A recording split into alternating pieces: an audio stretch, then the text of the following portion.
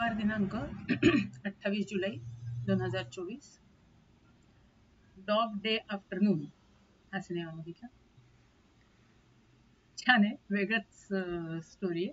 म्हणजे आहे टिपिकल हेच, म्हणजे बँक रॉबरीज, पण त्याच्यामध्ये भरपूर मसाला आणि जरा वेगळे पण टाकलेलं आहे.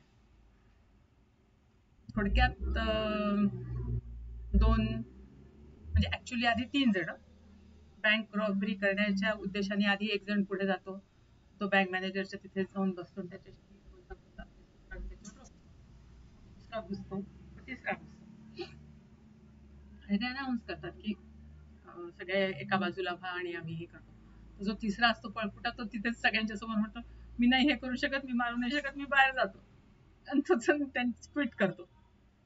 मग आता ह्या दोघांनाच हे सगळं सांभाळायचं असतं. तर त्यातला जो एक जण असतो, जो आधी बँक मॅनेजरच्या जवळ जाऊन बसलेला असतो, तर तो वॉन्टेड मध्ये असतो, म्हणजे पोलिसांच्या. आणि हा जो दुसरा असतो तो कधीच त्याच्या, म्हणजे उलट तो एक व्हिएतनामी सोल्जर असतो, व्हिएतनामी फौजेत काम केलेलं असतं आणि त्याचं इतरही सगळं चांगलं असतं करिअर, म्हणजे कुठेही तर पोलिसांच्या यादीत किंवा ब्लॅक लिस्टमध्ये नसतो. पण त्याचं लग्न झालेलं असतं, त्याला छान 2 गोंडस पोरं असतात, आई वडील बरोबर राहत असतात, हॅपी फॅमिली असते. पण तरी एक होमोसेक्शुअल मुलगा त्याच्यावर अट्रॅक्ट होतो आणि त्याला आपलं बरोबर राहायला हे करतो, म्हणून तो त्याच्याबरोबर लग्न करतो. माईक म्हणून, सॉरी, लॉयला असं काहीतरी नाव असतं त्याचं. आणि नंतर कळतं की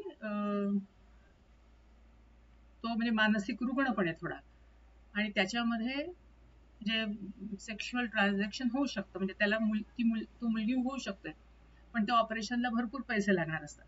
तर त्या पैशांसाठी हा बँक रॉबरी करतो, म्हणजे बँकवर त्यांनी अटॅक केलेला असतो. मग ते सगळे बँकचे लोक खूप कोऑपरेट करतात, त्यांना काहीच अपोज करत नाही, काही नाही. आणि नंतर तर आणि मग जेव्हा हा बँक लॉकर उघडायला लावतो तर त्याच्यात काहीच पैसे नसतात जास्त, तर तो म्हणतो, अरे चुकीची माहिती मला दिली असं वगैरे. तर त्या बायका वगैरे अगदी खूप कोऑपरेट करतात, जसं ते म्हणत असतात तसं. तर हा म्हणजे खूप आहे. मग त्याला काहीतरी कागदपत्र जाळायचे असतात, तर ते जाळताना धूर बाहेर जातो त्याच्यातनं. मग त्या याच्यात कोणाला तरी लक्षात येतं की इथे काहीतरी गडबड आहे, ते लोक पोलिसांना इंटिमेट करतात. तर पोलीस येतात, तर मग ते अनाऊन्स करतात की तुम्ही बाहेर या वगैरे. तर हा म्हणतो, तुम्ही जर आम्हाला मारायचं किंवा पकडायचं ठरवलं तर मी एकेकाला बंधकाला मारेन. तर मग त्यातल्या पण एकाच, बरं सगळ्या बायकाच असतात सगळ्या, फक्त मॅनेजर सोडून, आणि अजून एक माणूस असतो जो सगळं अकाउंट्स वगैरे असे बघत असतो.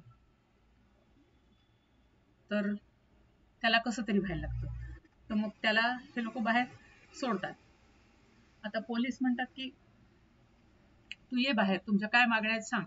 तो म्हणे की मी काय मूर्ख आहे का बाहेर यायला. तो म्हणे नाही, आम्ही मारणार नाही. तो म्हणे तुम्ही मारलं की माझा मित्र आत सगळ्यांवर गन पॉइंटवर ठेवलं जातो, त्यांना मारेल. तर हे दाखवले की इतके वेळा तो आत बाहेर करतो कोणाला हे, आणि पब्लिक जी जमली असते सगळी त्याची फॅन, त्याच्याकडून जयघोष वगैरे चाललेले असतात. तर मग हा म्हणतो की मला माझ्या बायकोला भेटायचं, तुम्ही बायकोला इथे पाठवून या. आता त्याची जी खरी बायको असते ती यायला तयार होत नाही. मग हे लोक त्या होमोसेक्शुअल वाल्या मुलाला घेऊन येतात. तो हॉस्पिटलमध्ये ऍडमिट असतो, त्याने सुसाईडचा प्रयत्न केला असतो, पण तो आधी बोलायला तयार होत नाही. मग बोलतो, आणि मग त्याला पोलिसांना असं वाटत असतं की की तो पण इन्व्हॉल्व्ह आहे, पण मग हा क्लिअर करतो बोलून फोनवर की नाही, तो इन्व्हॉल्व्ह नाहीये. त्यांना पटतं. मग तो म्हणतो, काय पाहिजे तुम्हाला मागण्या. तर म्हणे आम्हाला एक जेट विमान पाहिजे आणि इथून घेऊन जायला आम्ही सगळेच्या सगळे जाणार आहे. तो त्या मुलींनाही म्हणजे विचारतो की कोणी काय पाहिलं नाही, आपण कुठे जायचं, आउट ऑफ कंट्री जायला वगैरे, म्हणजे अशा त्यांच्या गप्पा चालू असतात. आणि मग तो डिमांड करतो, मग म्हणतो भूकही लागली, आम्हाला पिझ्झा वगैरे पाठवा. म्हणजे सगळं त्यांचं मस्त आरामात चाललेलं असतं, आणि कोणी काही नाही. मध्ये लोक गन पण खाली ठेवत असतात, मग मागच्या दाराला पण बंद करून टाकतात की कोणी तिकडनं येऊ नये वगैरे, असं सगळं चाललेलं असतं.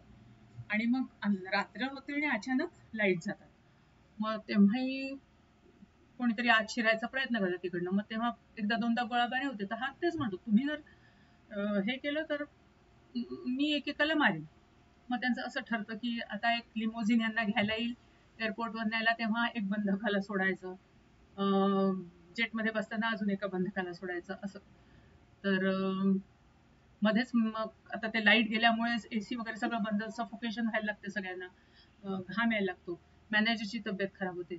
मग हा बाहेर जाऊन डॉक्टरला बोलवतो. मग डॉक्टर बघतो डायबिटीज झालंय ते. मग ते म्हणतात चला तुम्हाला हॉस्पिटलमध्ये. तर मॅनेजर जायला तयार होत नाही, तो म्हणतो नाही मी इथेच थांबणार. म्हणजे त्यांचं चांगलं जमलेलं असतं. अल्टिमेटली त्याची आई पण येते भेटायला की अरे चल बाबा तू असं. पण तो म्हणतो नाही, मी ह्याला घेऊन मी आउट ऑफ कंट्री जाणार आहे. तर पोलिसही म्हणतात की तू सरेंडर हो, आम्ही तुला काही शिक्षा होऊ देणार नाही. तो म्हणतो नाही, मी सरेंडर होणार नाही, माझा मित्र पण आहे ना. तर मग शेवटी ती लिमोझिन येते, त्याच्यात ते लोक बसून याच्यात जातात एअरपोर्टवर. पण एअरपोर्टवर आता म्हणजे हा, आणि एकेकाला हे लोक सोडत जातात हे लोक मुलीला. तर एअरपोर्टवर पण जाताना म्हणजे आता उतरायचं असतं जेटमध्ये बसायला. तर तो जो पोलीस ऑफिसर असतो तो फक्त वाकून त्याला म्हणतो की तू तुझी गन वरच्या बाजूला ठेव, समोर नको, कारण ड्रायव्हरला एखाद्या वेळेस लागू शकतं. आणि ते त्यांनी ड्रायव्हरनी आधी पण सांगितलं असतं की चालताना दचके बसायला येते, तुझी गन हे होऊ शकते, तर तू जरा वरच्या बाजूलाच ठेव. त्यांनी तशीच वर ठेवलेली असते. आणि बोलता बोलता आता कोण उतरणार, तर ही माय असं करत एकदम फटकन तो त्याच्या मित्राला गन मारून म्हणजे गोळी मारतो. झालं मग.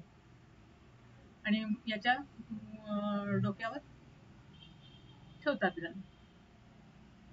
म्हणजे शेवटी ते लोक पकडले जातात आणि ह्यांची बंधकांची सुटका होते. खरं तर काहीच त्रास दिलेला नसतो त्यांनी, पण शेवटी गुन्हा तो गुन्हाच आहे. आणि म्हणजे ही खरी स्टोरी आहे घडलेली. आणि म्हणजे याला मग 20 वर्षांची शिक्षा होते. त्याची बायको मुलं असतात चांगले. आणि हा जो दुसरा जो त्याचा म्हणजे होमोसेक्शुअल वाला बायको असतो, तर त्याचं जेंडर चेंज होतो, म्हणजे ऑपरेशन, तो मुलगी होतो. अशी ती पूर्ण स्टोरी. तर ट्रू स्टोरीवर आधारित त्यांनी ते पिक्चरायझेशन केलेलं आहे. चांगलं आहे ओव्हरऑल. बरं वाटलं असेल तुला.